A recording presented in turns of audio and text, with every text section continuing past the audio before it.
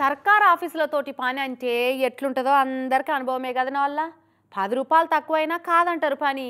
ఓ కాగితం కమ్మ జిరాక్స్ అటు ఇటు ఉన్నా కూడా గివి నడవవు ఇంకా కావాలి అంటారు. 10 రూపాయలు తక్కువైనా అసలే ఒప్పుకోరు. గవర్నమెంట్ తోటి పని అంటే ఆషామాష అనుకుంటున్నావా ఏంది అని కూడా అంటారు. ఈడి పోతే ఆడికంటారు, ఆడి పోతే ఈడికంటారు. కీళ్ళల్లో గుజ్జరిగేదాకా తిప్పుతా ఉంటారు. ఇక సర్కారుకు మనం ఏదన్నా పైసలు కట్టేది ఉంటేనైతే ఒక్క నిమిషం ఆగరు.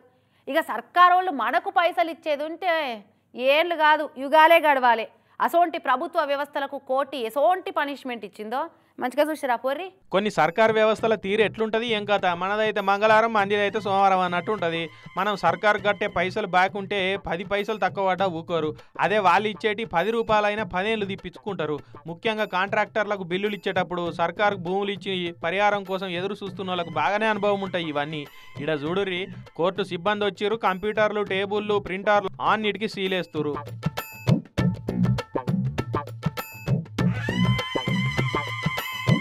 ఏంది ఇదంతా అంటే ఇది కాగజ్ నగర్ ఆర్డీఓ ఆఫీసు.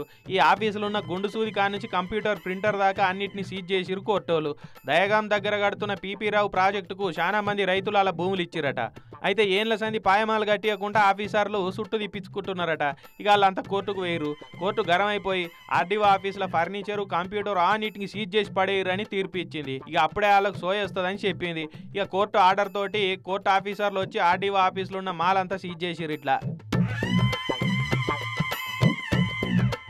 మరి వాళ్ళకి ఇచ్చే పరిహారంతో పోలిస్తే ఈ కంప్యూటర్లు, బల్లలు, కుర్చీలు 50,000 ఇల్వ కూడా చేయవు. కానీ ఇట్లా చేస్తానన్న సరుకు వచ్చి జర రైతులకు ఇచ్చే పరిహారం పైసలు కట్టిస్తారని ఈ తీరులో శిక్ష చేసినట్టున్నది. ఇప్పటికైనా కట్టిస్తారో లేదో చూడాలి మరి.